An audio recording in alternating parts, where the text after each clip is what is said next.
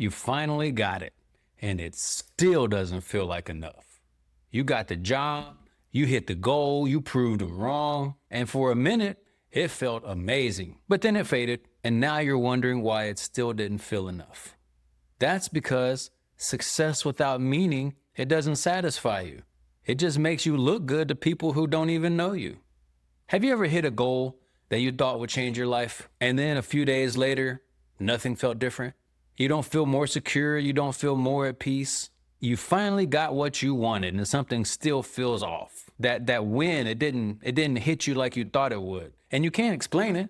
You just feel this void that you thought would be filled up by that big win. A perfect example of this is like whenever you really want something, whenever you want to buy something, new shoes, new car, whatever it is. You finally buy it and you're excited for maybe a few hours, maybe a couple days. But then the excitement of that thing that you really wanted fades. That's the same feeling that we're talking about. Because we've been trained to believe that more is the answer. More money, more followers, new car, bigger house. But more doesn't always mean better. Because what happens is you keep leveling up on the outside, but on the inside, nothing is changing. And so at this point, you're not evolving. You're just recycling the same identity that you have, just with new goals, just with new stuff. And what you're feeling actually has a name. It's called the hedonic treadmill. You hit the goal or you get the thing and your brain immediately resets the baseline. That's why it never feels like it's enough. It's a loop. Dopamine spikes when you're chasing something, not when you arrive. So the second that you hit it, the chemical drops. That's why the celebration fades quick. That's why the high wears off before you even had a chance to process the win, because your brain is already looking for the next thing. Your nervous system doesn't care that you just leveled up. It's chasing the next hit. And if you're not aware of it, you're going to spend your whole life stuck in that cycle, chasing goals that don't even mean anything to you, like on a deep level. And that's how you build a life that looks successful, but it never feels satisfying. That's the trap. And if you've ever wondered why you're wired this way, allow me to explain. If love or praise or attention had to be earned growing up, then your nervous system got wired for performance. You were taught that doing well is what got you approval.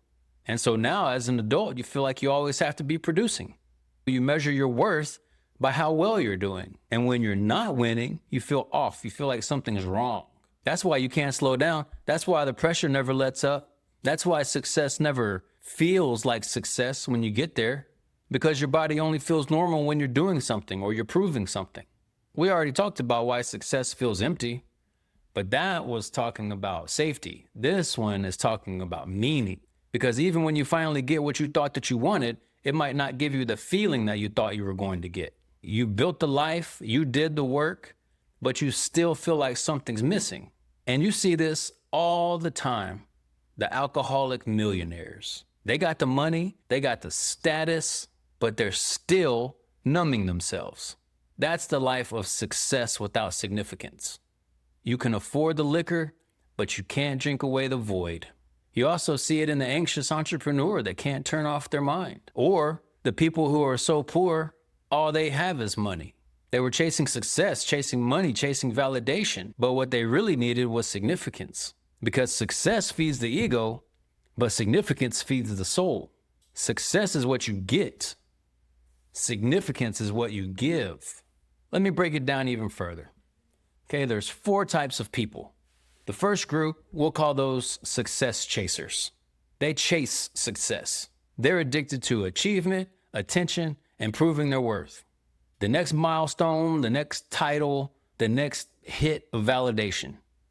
The second group, we call significance seekers. They chase significance. They care more about impact than image, more about legacy than likes. They're chasing purpose. They're not chasing applause. Then we got the third group. We call these people complacent. They don't chase anything. Somewhere along the way, they stopped dreaming. Now they justify it by calling everything luck. He got lucky. She got lucky. Must be nice. They dismiss the work because it's easier for them to stay comfortable than admit that they could have done more with themselves. They don't need that many cars. Why are they buying a house so big? They should give that money to the poor. It sounds like judgment, and maybe it is, but really it's just somebody who gave up trying to make peace with it. Because admitting somebody earned it means that they could have had more too, if they didn't settle. But now, let's talk about the fourth group, the rare fourth group. These are the ones who woke up. We'll call them the awakened. They chased the success, they got the stuff, they hit the big goals, and they still felt that void. And so they changed. They stopped trying to impress people and started trying to impact people. Now they live for something bigger than themselves, and they bring other people up with them as they rise. That's the shift. That's the awakening. That's when the game really changes. Most people don't get to that point. Most people stay stuck chasing ego or validation or status or recognition. But ego will have you grinding for people that don't even know you. It'll make you build a life that it looks good on paper, but feels hollow in real life. But significance is different.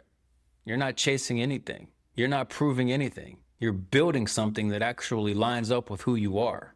You don't need claps. You don't need credit. You just want to do work that matters. And here's the irony. When you stop chasing validation, when you stop chasing credit, and you start chasing impact, you usually get the success too. The money, the recognition, the opportunities, they come, but now they're a byproduct and not the reason. When the work matters, that's the win. You're not performing anymore. You're just being who you were built to be, because that's the version of you that doesn't burn out. That's the version of you that can keep going even when nobody's watching. This is where everything changes. This is where you need to rewrite your definition of success. You got to stop chasing shiny shit that looks good from the outside. And you got to start building a life that feels good on the inside.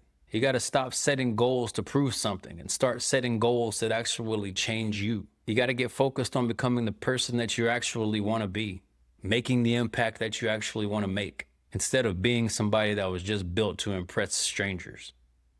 That's when you start making moves from identity instead of insecurity. That's when success starts feeling like peace instead of pressure.